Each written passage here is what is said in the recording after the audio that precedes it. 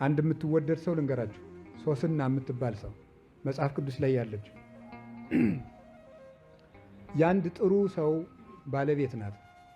እግዚአብሔርን የሚፈራ ባል አላት። እሷም እግዚአብሔርን የምትፈራ ሰው ናት። የአይሁድ መምህራን መጡና ምንድን ነው ያደረጓት? የአይሁድ መምህራን መጡና መልከኛ ናት፣ ሰውነቷን ከአትክልት ቦታ ገብታ ስትታጠብ አይተው የማይገባ ጥያቄ ይጠይቋታል። ደናዋል ደናዋል ደናዋል ደናዋል ብለው ተለያይተው ያም ያኛው ቤቱን ሂዷል ብሎ ሲመጣ ያኛውም ደግሞ ቤቱን ሂዷል ብሎ ሲመጣ ተገናኙ። አይ እንግዲህ ተማክረን ፈቃዳችንን ፈጽም ብለው ሳያፍሩ ለሁለት ይጠይቋታል። ይሄ ነገር ሀፍረት ነው። እኔ እግዚአብሔር የሰጠኝ ባል አለኝ ትላቸዋለች። አይሆንም ብለው እምቢ አሏት።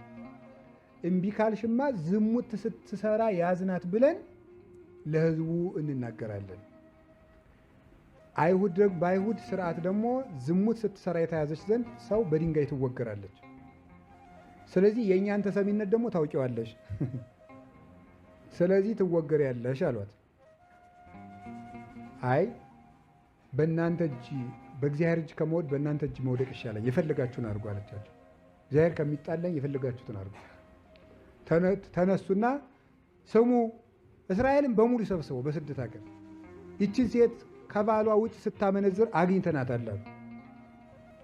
በድንጋይ ትወገር ትወገር። ደግሞ በእስራኤል የሴቶች ክብራቸው ራሳቸውን መከናነብ ነው። ራሷን ትግለጠው ራሷን አሉ። ክብር የላትም ይች ልትከናነብ አይገባትም አሉ።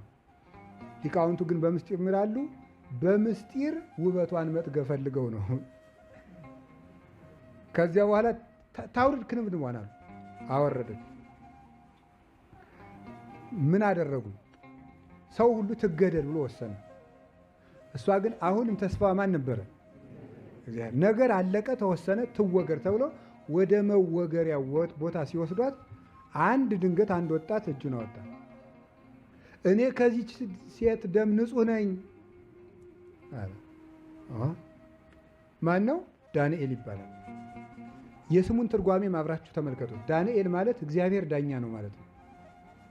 ይቺ ሰው ፈራጅ አልነበራትም። ሰው ሁሉ ሊገላት ከጨረሰ በኋላ የቀራት ዳኛ ማን ነበር? እግዚአብሔር ቀርቷት ነበር። ሁሉ ወስኗል፣ እግዚአብሔር ግን ነበረ።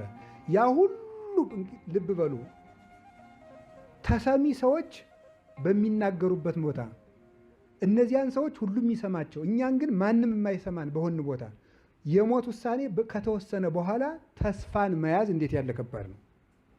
ተስፋ ግን አያሳፍርም። ዳንኤልን አስነሳው።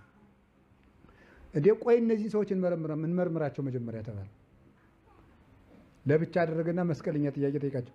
አንተ ከምን ዛፍ ስር ነው ያለ? ከሾላ። አንተ ሳ ከምንድን ያቸው? ከወይን ዛፍ ስር። ውሸት ለየብቻ አድርጎች ጠይቀው።